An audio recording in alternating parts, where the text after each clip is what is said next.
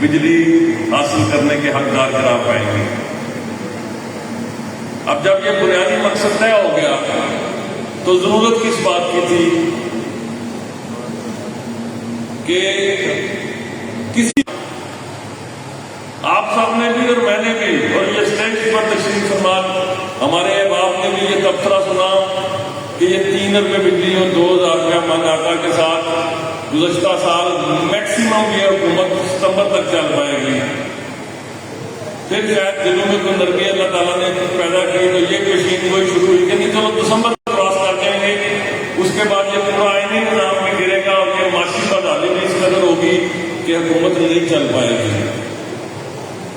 آج اللہ کے فضل و کرم سے اس 3 روپے بجلی اور 2000 روپیہ من آٹا کے ساتھ 30 جون بھی گزرا اور پورے آزاد کشمیر کو، اور جہاں جہاں میری آواز جاتی ہے جموں کشمیر میں، یہ خوشخبری آپ کو بتانا چاہتا ہوں کہ اخراجات اور آمدن میں 66 کروڑ روپیہ تقریباً آمدن آج بھی، جب بجٹ 30 جون رات 12 بجے بند ہوا تو الحمدللہ تمام اخراجات نکال کے بھی 66 کروڑ روپیہ ریسیپٹ میں پروفٹ تھا۔ اور یہ کیوں ہوا؟ کوئی ہم نے اضافی ٹیکسز نہیں لگائے۔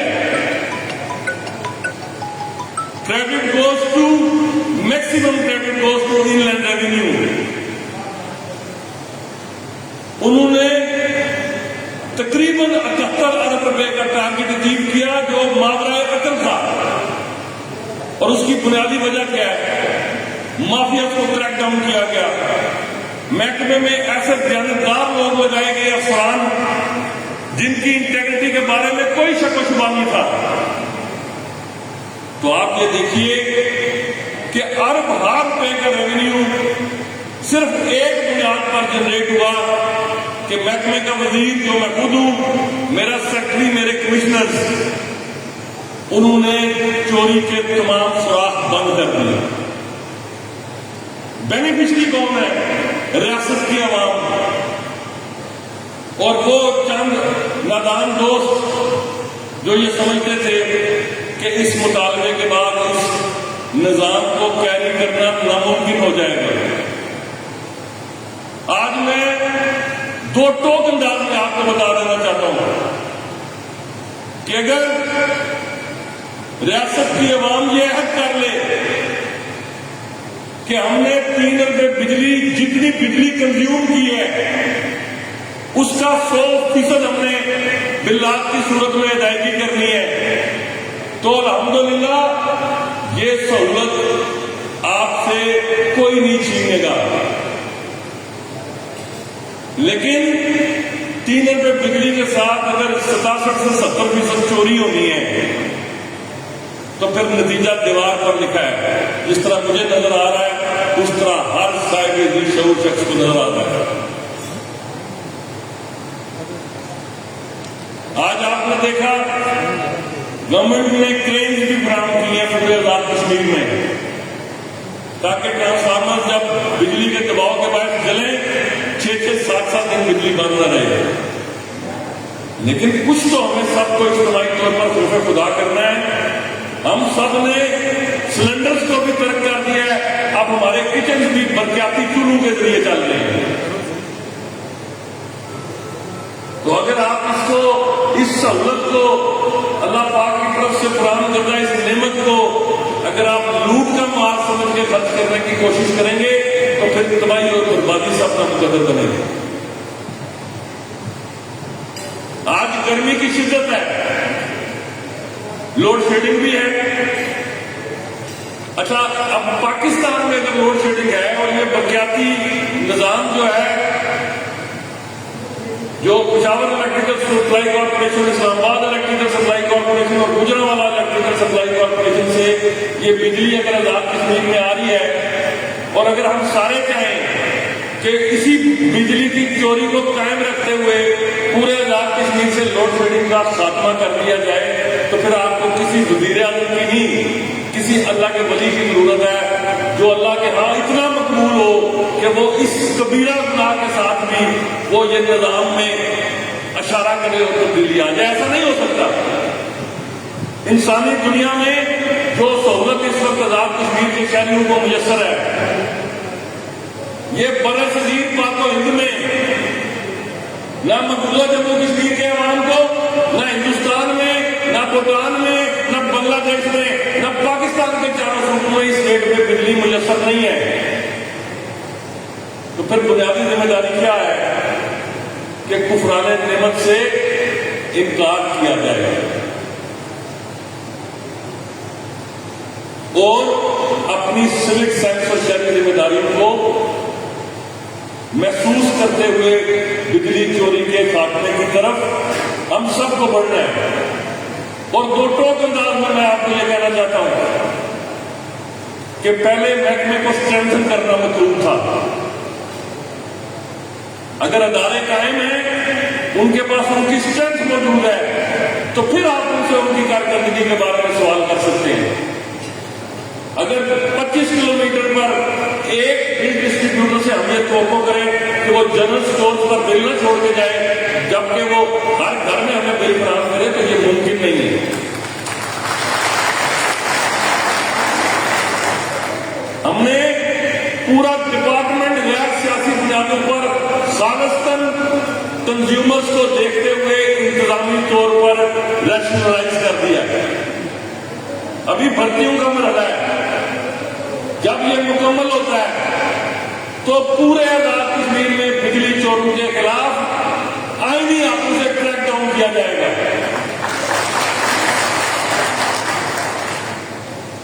اور میں یہ کہنا چاہوں گا محکمہ برقیات کے جملہ ذمہ داران کو کہ جو کچھ بھی آپ کے بارے میں عوام کہتی ہے، جیسا بھی تبصرہ ہے، میں نے جو 2 سالوں میں آپ کی کارکردگی انتہائی نامساعد اور مشکل حالات میں دیکھی ہے، میں آپ سب کو خراج تحسین پیش کرتا ہوں۔ دنیا میں سب سے آسان کام کیا ہے؟ تنقید کرنا ہے۔ اور پچھلے 2 سالوں میں اگر تنقید کو دیکھا جائے تو 24 گھنٹوں میں کوئی ایک لمحہ بھی ایسا نہیں ہے کہ جو میں اس عوامی محبت سے جس میں مستفید نہ ہو پایا، لیکن اور کوئی بھی سے مراد کوئی بھی آپ کے فیصلے پر اثر انداز نہیں ہو سکتا۔ حق حکمرانی خالصتاً مالک الملک کی امانت ہے، اور اس وقت تک وہ مخلوق کی فلاح کے لیے یہ حق استعمال ہوتا رہے گا جب تک کہ مالک قلم کا اختیار بحال رکھے گا۔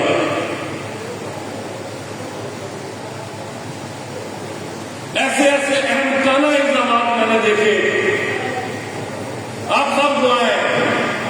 پچھلے دنوں اسی مظفر آباد میں ایک جنسی ہراسانی کا واقعہ ہوا۔ مختلف پوسٹوں میں لکھتا جاتا رہا کہ وزیر اعظم کا کوئی پریس سیکرٹری بھی انوالو ہو گیا ہے۔ مصروفیت میں دیکھ نہ پایا۔ کل میں نے اپنے دفتر والوں سے پوچھا، یار میرے ساتھ تو کوئی پریس سیکرٹری میں نے 2 سال سے دیکھا کوئی نہیں، یہ کون نیک شخصیت ہے جو میرا پریس سیکرٹری ہے؟ تو میرے سیکرٹری صاحب نے مجھے ایک گورنمنٹ نوٹیفکیشن نکال کے دیا۔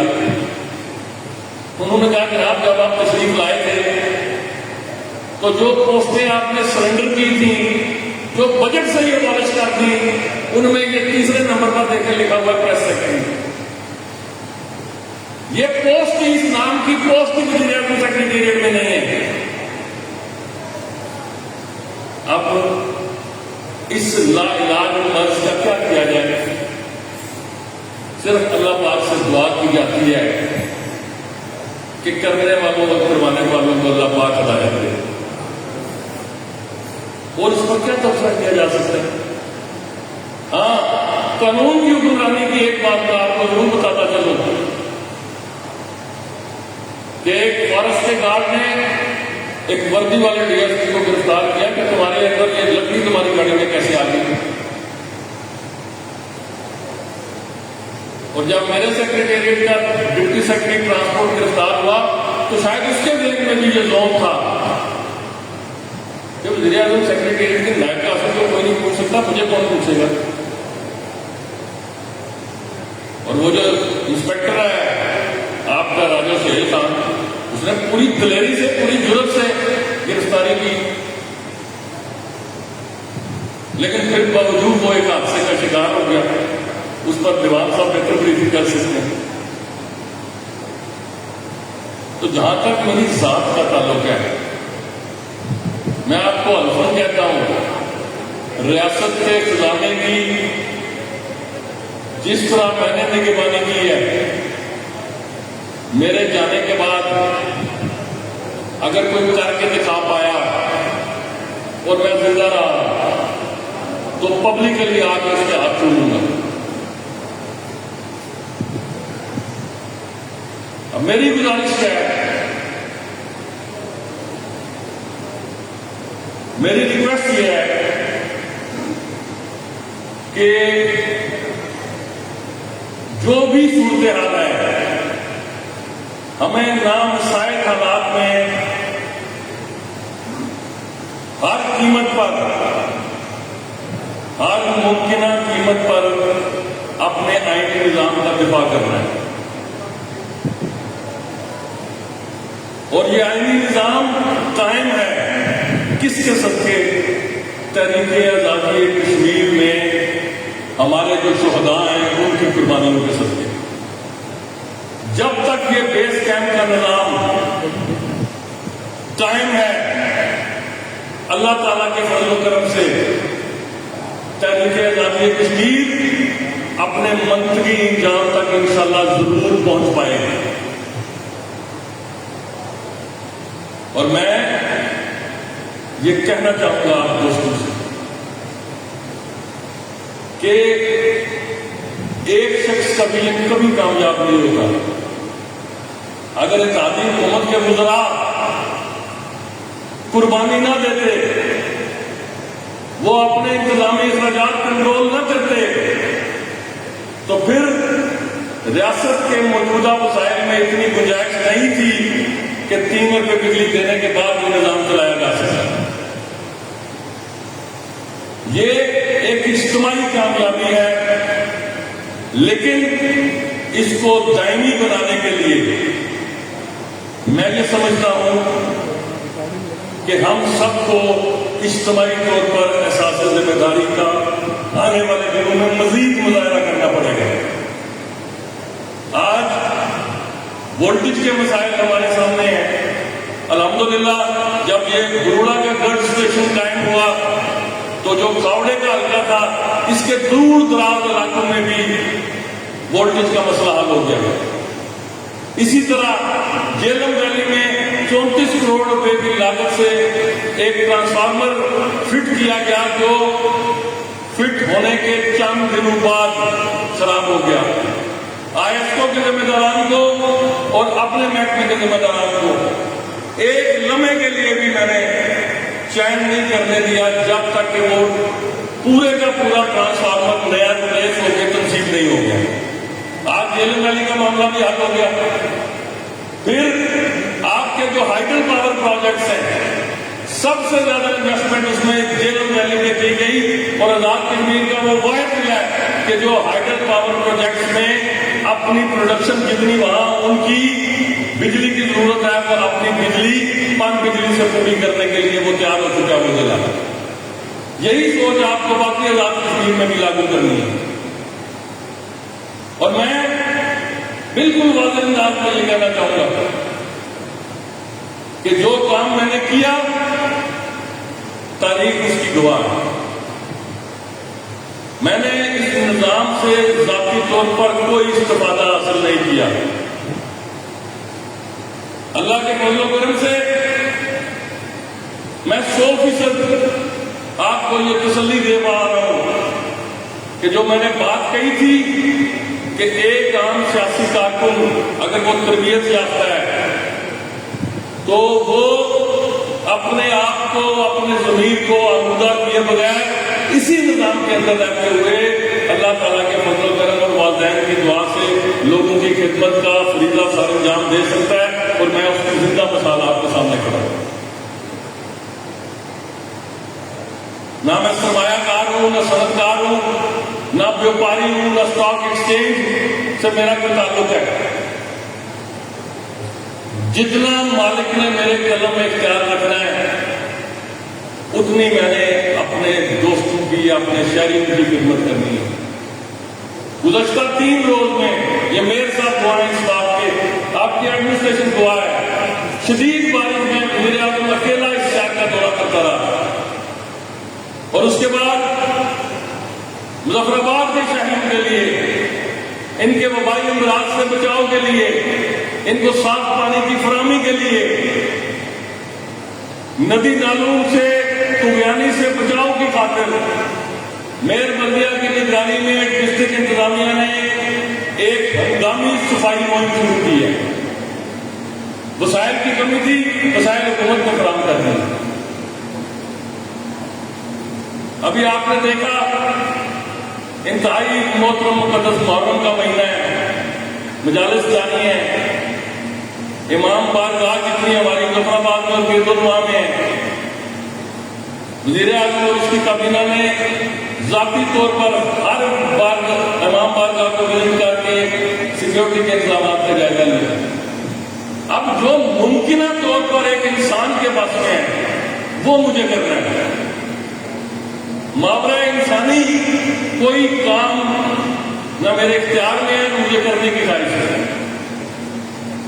हाँ, खिदमत करना मेरे नजदीक इबादत है और इसे मैं पैशन समझ भी करता हूँ और उस वक्त तक करता रहूंगा जब तक मैं वज़ीर आज़म के मनसब पर फाइल हूँ. और बिला तफरीक, बिला किसी तासब के, किसी इलाकाई, किसी बरादरी, किसी पार्टी तासब के, जहां जो जरूरत है मेरे इल्म में आती है तो मैं उसको जरूर एड्रेस करने की कोशिश करता हूं.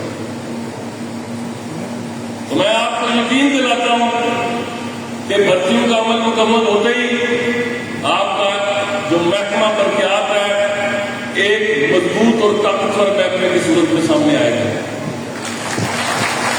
आपसे दरख्वास्त क्या है कि ये निज़ाम हुकूमत फरिश्ते नहीं चला रहे, इंसान चला रहे.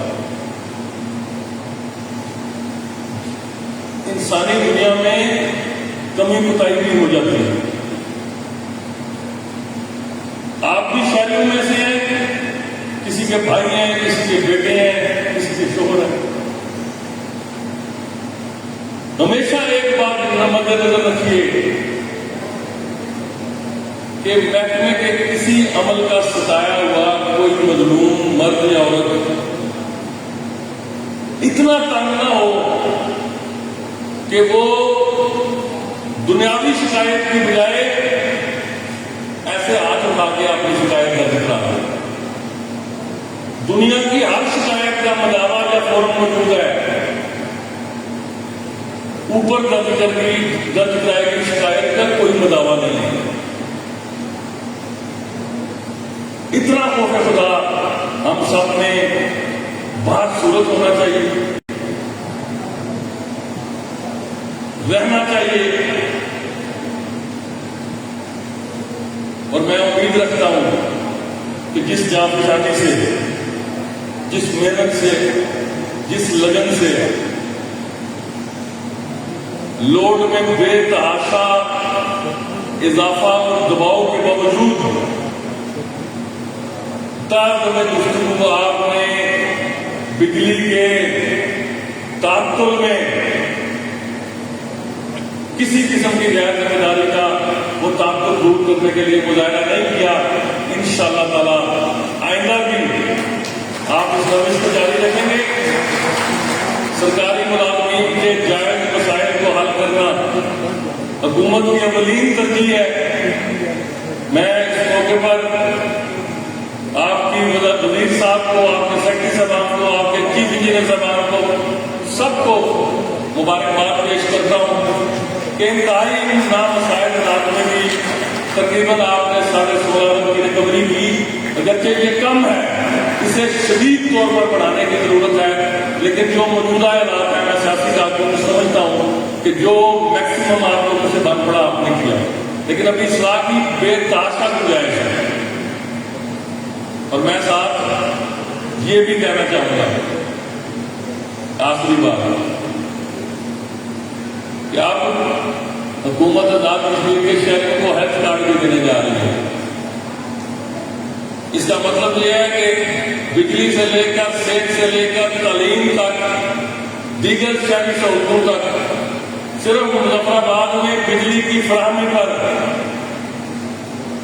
64 کروڑ سے زائد کا اخراجات حکومت برداشت کرتی ہے، جبکہ بلاک کی صورت میں صرف 7-8 کروڑ روپیہ ریکور ہوتا ہے.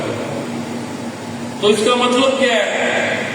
آزاد کشمیر کے عام شہریوں کو ہر تقریباً محکمے میں آٹے سے لے کر بجلی سے لے کر پانی سے لے کر آپ اسکول اور صحت اور صفائی پہ بھی چلے جائیں، ہر جگہ پر سبسڈی حکومت کی طرف سے میسر کی جا رہی ہے، اور اس کے باوجود یہ نظام نہیں ڈوبا کے کرم سے. تو پھر ہمیں بھی اپنی شہری ذمہ داریوں کا ادراک کرنا ہے. برسات کے موسم میں انتظامیہ سے تعاون کرنے کی ضرورت ہے، بالخصوص وہ مظفر آباد کے شہری جنہوں نے عین نالوں کے اندر گھر بنائے ہوئے ہیں. ضلع انتظامیہ نے ان کو نوٹس بھی جاری کر دیے ہیں، ان سے درخواست بھی کی ہے کہ شدید ترقی کی صورت میں اپنے گھر بار چھوڑ کے جو قریبی ریلیف سینٹر ہیں جن کو حکومت نے نوٹیفائی کر دیا ہے وہاں ساری سہولیات موجود ہیں، وہاں تشریف لے جائیں. جب حکومت جبر کرے گی تو پھر چیخ و پکار امن و امان کی صورتحال پیدا ہوگا. تو ہمیں خود بھی اپنی زندگی کی حفاظت کرنی ہے.